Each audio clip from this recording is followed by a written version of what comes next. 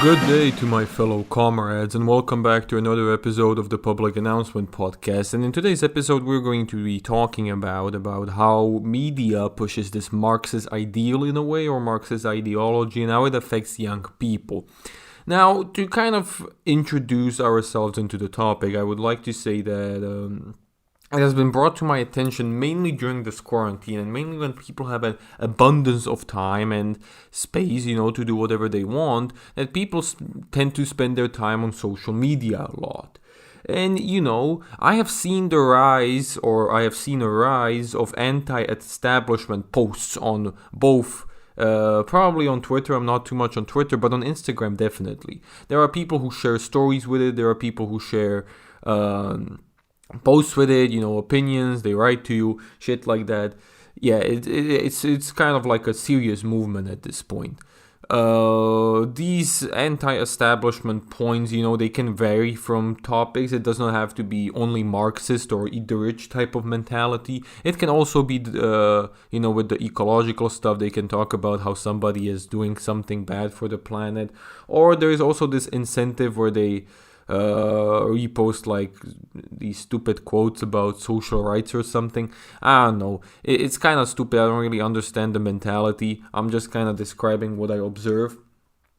And I would not dare to call these posts actual critiques of something. They're merely a reflection of a quote or a glorified Twitter post. It's nothing more than just a statement about the current state, which I bet everybody can make, right? It's sort of like this mentality where they come to somebody and say like, world hunger bad, children not hungry good. That's type of the mentality we're talking about here. There is no solution, there is no constructive criticism. Even with those Marxist anti-establishment posts, you usually just have the solution to the problem, like let's kill the rich. Like that's gonna fucking happen.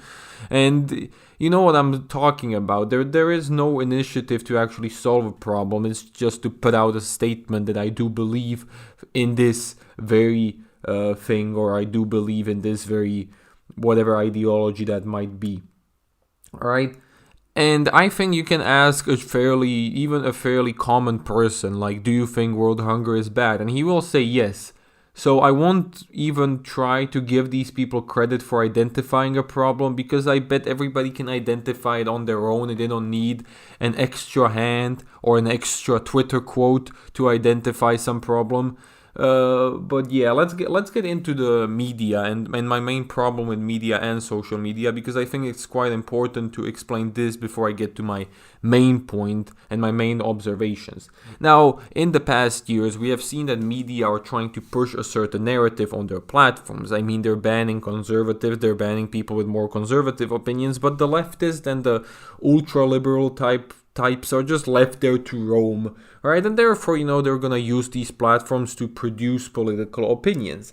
And social media and normal media have been very eager to help these people out. I mean, I think that I've seen even a couple of Marxist articles, there definitely have been articles that called for eating the rich or criticize some rich man in order to make him seem like he's the worst villain in the world. And I'm not saying everybody who's rich is automatically morally correct, but what I'm saying is that not everybody who's rich is automatically an evil man scheming to take over the world, right? And media, and when I say media, I actually mean news outlets, if you could call them that. But yeah, the people producing news at the end of the day. They always had to criticize something in order to get the article selling. I mean, there's only so much reactionary articles you're going to get in the world. There is not that much happening in the world when you take it on a global scale and not local issues, right?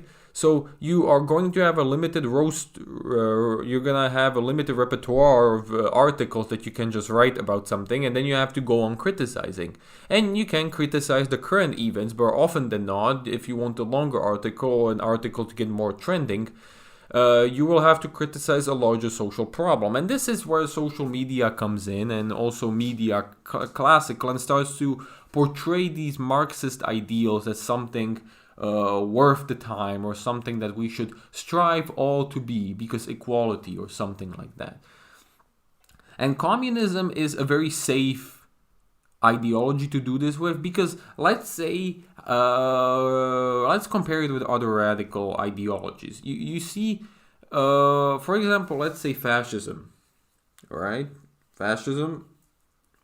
It's a very dangerous ideology to identify yourself with. Not because it doesn't work, but mainly because it's connected so tightly with the World War II and the events that happened in the World War II that no rational guy is going to ever say that you can think of fascism without thinking of the Holocaust, or you can think of fascism without thinking about, the killing of Jews. It's just bound in there. And that's how stuff is done, and that's how the modern world views it. But communism, no. Communism killed people. Communism done a lot of bad stuff, but there seems to be, mainly in the Western countries, this kind of romanticization of communism, where it's sort of like the best creme de la creme ideology, and it always works, even though it hasn't worked any time it has been actually tried. So, yeah. But since you have the conservative ban for Twitter and these lefties free to roam around, Twitter and now even Instagram become birthplaces for these people essentially to spread their opinions, right?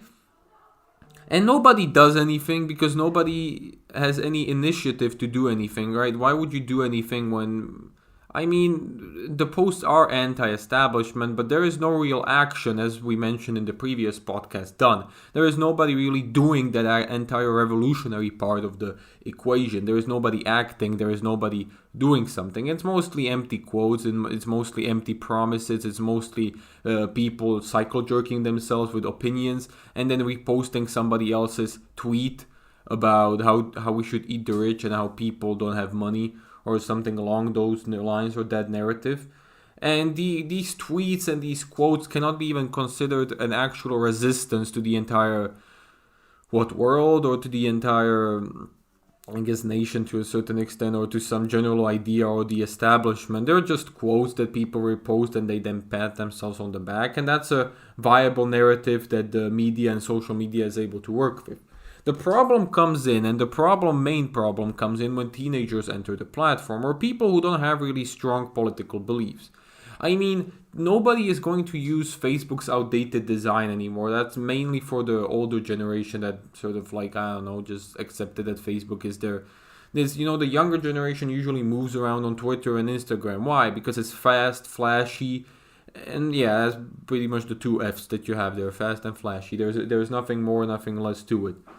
Right? And this, and when you enter suddenly this environment, when you suddenly enter the environment where you have lots of communists, lots of people reposting their stuff, you suddenly get to a point where you start to feel the same, because you're in an echo chamber. You don't get other opinions since the conservatives are banned from these social media outlets. You only see these Twitter quotes. You only see how socialism bad. And as I said, it's a safe ideology. You cannot really argue with the basic logic. Everybody can cling to the basic archetype of rich man bad and just complain about how people are rich and don't have enough money. I've seen my friends, complain about that too. Friends I've never seen really express their political ideas out loud, or not so strongly. And I was honestly surprised that this is the first theory they stumbled upon, but then I reflected on it and I was like, yeah, not really. I'm not really surprised. Because as long as you have the age bracket of maybe 13 to 18 attending these social media, which don't really have a strong political opinion. It's not like I'm voting Republican or Democrats. You don't say that when you're 15, right? That usually is reserved for the older generation to do. And as you go through life, you should shape your political opinion based on what you believe in. But these people, very early on, you're getting to the Marxist revolution type of stuff. And I would dare to say that it's honestly quite sad. It's honestly sad that people spend so much time on social media, or at least teenagers, that they are able to just accept an ideology that is being cycle-jerked there. Not even ask questions, not even just say wait, this might be actually wrong. Not do that type of stuff. Not question the authority, not question the Instagram quote. Just because it seems anti-establishment, it means it automatically has to be fully functional, fleshed and working theory. That's pretty much the general idea. And these people go on and become the exact thing that I think if Marx was here, he would just fucking laugh at the current state of communism. It's definitely not something he's written in his book. People repost these glorified quotes on their stories, and somehow that solved world hunger or whatever problem they're trying to solve at the current moment. It is the same as when we talked about the Amazonian rainforest. This is not about making a political statement or being anti-establishment. This is more about feeling good about yourself and that you have a political ideology. You can cycle jerk now. Yay. You know the type, you know what I'm talking about? This is not a critique. These posts are not a critique or anything. They're not harmful. But I do think they're detrimental to somebody who's trying to develop as an individual. Because if you spend too much time on social media, well, you start to, see these theories as something that you accept, and therefore you are able to reject some parts of the modern world which might prove beneficial to you. Or you are going to start acting like an absolute douche because you think you've solved this, and everybody who disagrees with you must automatically be a cis white male who just wants power and is power hungry all the time and just gathers power. As a cis white male, I can confirm that I do this on an everyday basis. I wake up and I just think of ways how can I gain power in this powerful world. Right, well, that's about it. And to the summary, I would like to say that you shouldn't be scared because there is not going to be any revolution, mainly because, as I already mentioned in previous episodes, these people are not acting. These people are pretending that they care and they just repost quotes on their Instagram walls. But again, it's sad. It's kind of worrying that, it's not even sad and worrying. It's interesting how little it really takes people to persuade themselves that some theory is good. All you really need is a platform where there will be 1 month and a bunch of cycle jerkers who will just constantly write something about that theory wrong. And people will just after a time start to believe it. It's honestly interesting. And the next time you see a post on the Instagram about socialism, we should make like a fucking movement where we make fun of these people. I don't know. Try to think of something. Make fun of these people. It's kind of funny to troll the people around. It honestly is. Right? And yeah, well, that's all for this episode, I guess. A bit of friendly advice here and there. And yeah, that's pretty much it. And I would like to say that we still have that email subscription thing. So if you want to receive updates on episodes, like when an episode come out, you will be notified. Or when you want to receive our very free weekly newsletter bringing you the news from around the world, what is happening, and some interesting articles to read.